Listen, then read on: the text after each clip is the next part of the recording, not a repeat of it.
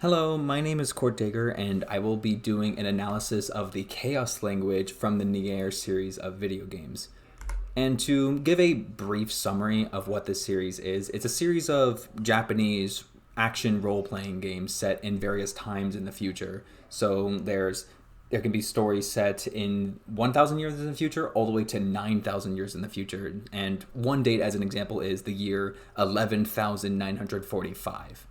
The first game was released in April of 2011, and there's actually two versions of the game. There's NieR Replicant, and then there's NieR Gestalt. NieR Replicant is the original release of the game, and that one was exclusive to Japan. Gestalt, on the other hand, was released on the same day as Replicant, but only for Europe and the rest of the world, essentially the west side of the world. And the reason they did this was because this was at the time when a lot of Japanese games weren't actually selling very well in the West versus in Japan. So a lot of the times, a lot of these developers decided to alter parts of the story to kind of more cater towards Western likings in terms of narrative. So in Replicant, it was originally a brother trying to save a sister, but then in Gestalt, it was changed to a father trying to save a daughter. So the main character was changed, and then a couple other lines or specific pieces of the lore were actually changed for a Western release. Then Replicant was actually re-released under the name Replicant version 1.22, numbers repeating, in April of 2021. And this version was essentially a graphically updated version, which is the one you're seeing at the bottom of the screen.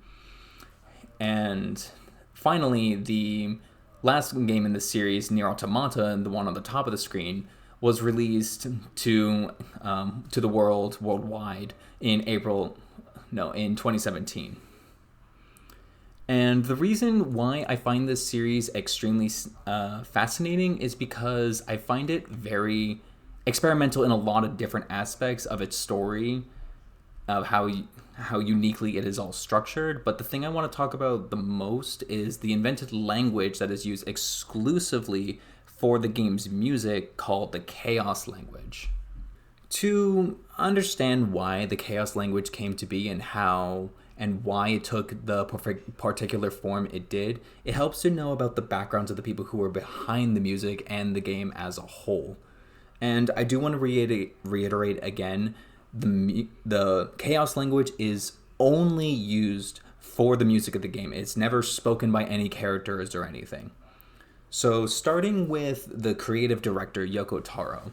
He was born in 1970. He began his work at the now defunct studio called Kaveya, and that's where he began his work on the Dragon Guard series, which is where the NieR series came from as a spin-off series. And then also came out of NieR Automata as well. Then in 2015, he started his own company called Bukuro with his wife, an illustrator named Kukiro Taro, and the novelist and scenario writer Hana Kikuchi.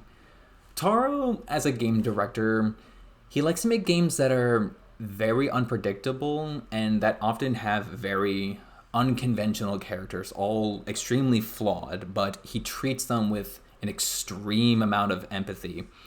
He likes to create stories that can only exist in a video game, and that's the best way I can describe him. Like, he tries to tie specific video game mechanics into the game's narrative. So, like, for example, one context would basically saving the game would actually be you're writing letters to your sister who you're trying to help because you're on an adventure and stuff. There's a bunch of different examples, but that's the easiest one to describe. The reason why he wears the mask is because he doesn't like being a public figure, and he's also very camera shy, but he actually has an extremely hilarious quoted response, and this is a genuine quote from this guy. He was given the question, "Why do you wear the mask?" and his response was, "To give an analogy, if I find out that the erotic novel that I'm reading is written by a strange middle-aged man, it would be disappointing. In a similar manner, I don't want to show my face." There's a lot of reasons to love this man. Next up, we have the composer, Keiichi Okabe. Keiichi Okabe was born in 1969, and he is a largely self-taught musician. He actually met Yoko Taro in college when Taro was actually in the in his studies of 3D graphic design. Okabe became a composer in video game arcade games in 1994, and then started his own studio called Monaka in 2004 to be able to make more artistically independent stuff and for various types of stuff, including movies. And he became the lead composer for the NieR series early in production in 2010. And then finally we have Emmy Evans, the lyrics and singer writer, or lyrics writer and singer for the series.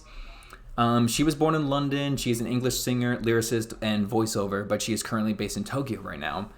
She has done music for TV dramas and commercials for a variety of clients like Mercedes-Benz, Canon, Panasonic, etc. She found her niche with video games, starting with a game called Etron Odyssey 2. And then after that, she went on to make the Chaos language for the NieR games, also in 2010. After that, she went on to make music for a bunch of other video game series like Dark Souls, Ace Combat, Terror Battle, Monster Hunter, and a bunch of others. So why create the Chaos language?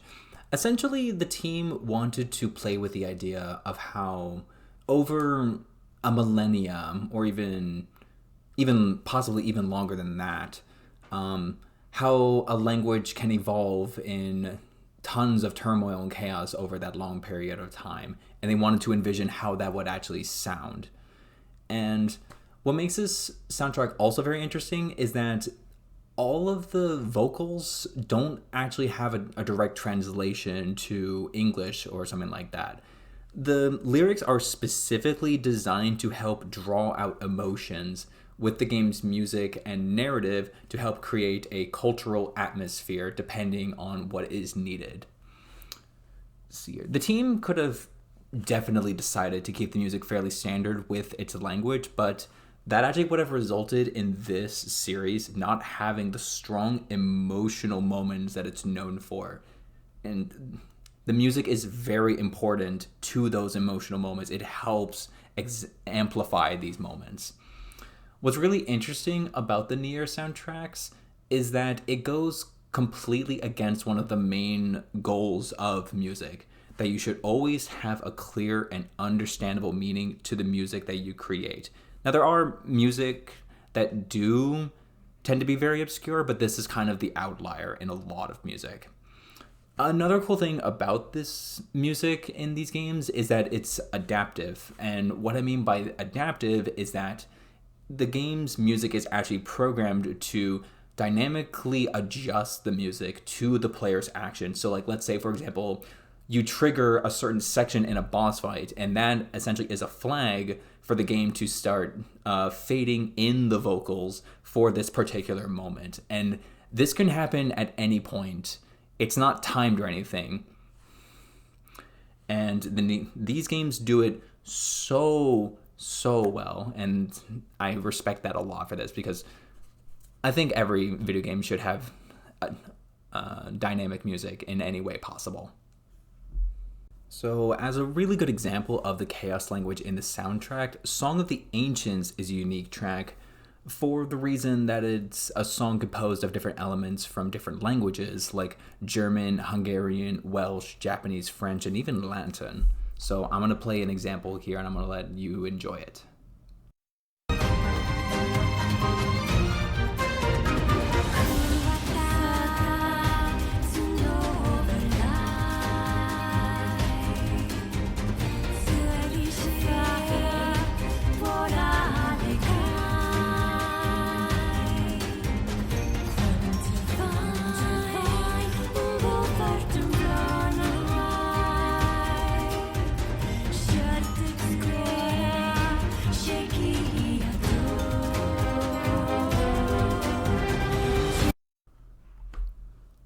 So this song is specifically designed for the twin characters of NieR Replicant and Gestalt, Devila and Popula, and I feel this song easily shows the strength of the Chaos language. Even though you cannot understand exactly what they are singing about in the song, you can probably still feel an emotion coming from the music mixed in with the vocals. So imagine this song playing during one of the most important scenes during the entire narrative, and that is pretty much a really good way of showing why this music shines extremely well. Just like in the songs, some of the characters in the NieR series have some linguistic characteristics to them. For example, one of the more unusual characters in the game series, specifically from NieR Replicant slash Gestalt, is Grimoire Weiss, a talking book, and their counterpart, Grimoire Noir, who was also a talking book. And you can see Grimoire Weiss depicted on the bottom right on the screen. Grimoire Weiss versus Grimoire Noir is a great example of linguistic mixing in the Chaos language and the game series as a whole, especially languages that were foundational to the formation of modern English. Those of you who know a bit of German know that Weiss means white, and those who know a bit of French know that Noir means black. English is essentially a Germanic language that had a great deal of hybridization with French after the Battle of Hastings in 1066, when the French successfully invaded southern England. The word grimoire itself most likely evolved from the Old French word grammaire, which was used to refer to books written in Latin. And today, in modern French, grimoire is used to refer to something that was difficult to comprehend.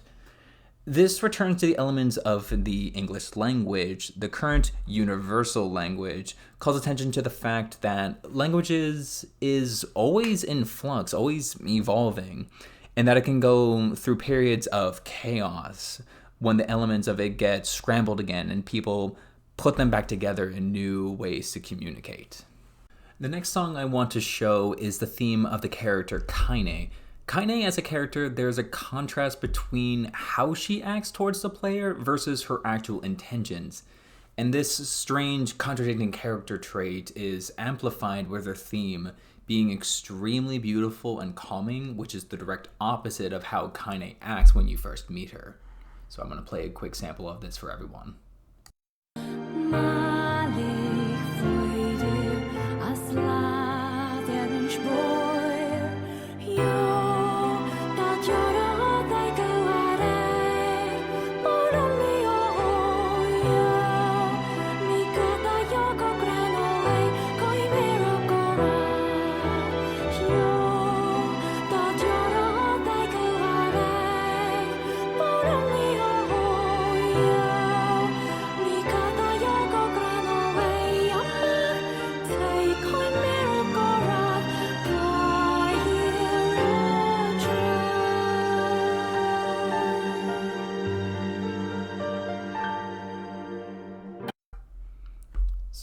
Kaine's song was specifically designed to be based on Gaelic, mainly for the vowels and R sounds used in the language, feeling that it gave the song an air of beautiful attitude, and this helps reflect Kaine as a character through the Chaos language itself.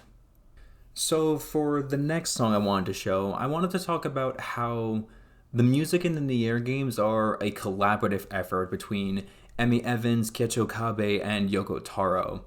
Emi Evans, during an interview about the production of NieR Replicant / Gestalt, said, "I shared my concerns with Okabe-san about the music, and I believe it was actually Okabe-san who came up with the wonderful idea to base each song on a real existing language, imagining what it might sound like in 1,000 years into the future."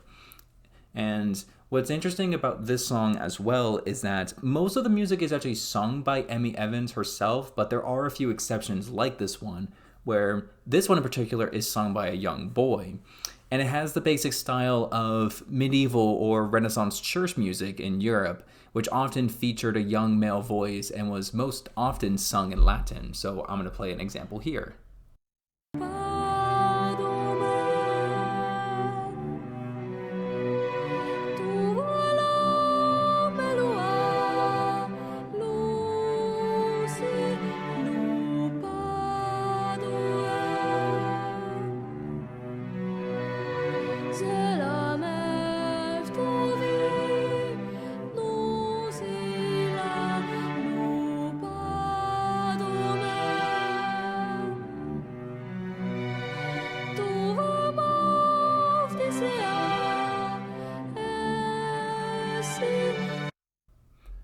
So there is a basic Latin sound to many of the words in this particular song, along with some French or perhaps even Italian sounding words. But it seems that there is another case of deliberately blurring of linguistic lines. The main point is that the music as a whole creates the mood or atmosphere of contemplation and spirituality. It almost feels like you're listening to it being sung in a cathedral in Europe, possibly. Lastly, I wanted to bring in a vocal heavy track from NieR Automata because the production of NieR Automata's soundtrack didn't really change that much from the original NieR soundtrack. Emmy Evans said in an interview that for NieR Automata, I don't think I did anything that differently, just more confidently.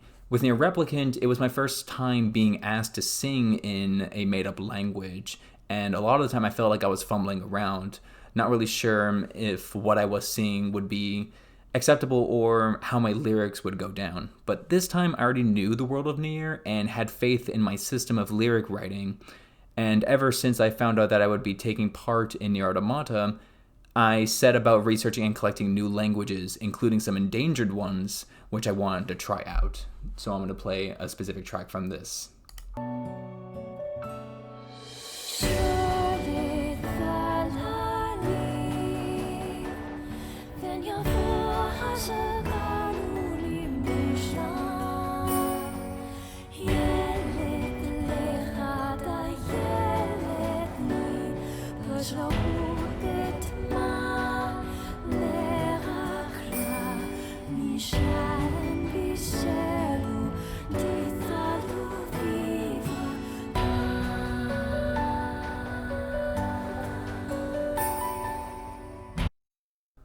All of these songs show how Taro, Okabe, and Evans are trying to portray a linguistic future in the NieR series, one in which there will most probably be many changes in languages and cultures, especially if the world falls into a period of warfare that fragments and recombines elements of existing languages. The game itself is constantly mixing the future and the past and showing how the future might be formed out of cultural linguistic fragments from the past. The songs also all show how linguistic denotative meaning is often not necessary for emotional artistic communication through the lyrics of songs. In doing so, the songs illustrate how human nature and its core emotions remain essentially the same across millennia and cultures, even though language might change enormously over that time period. And that is my presentation, and I hope you enjoyed it. Thank you so much.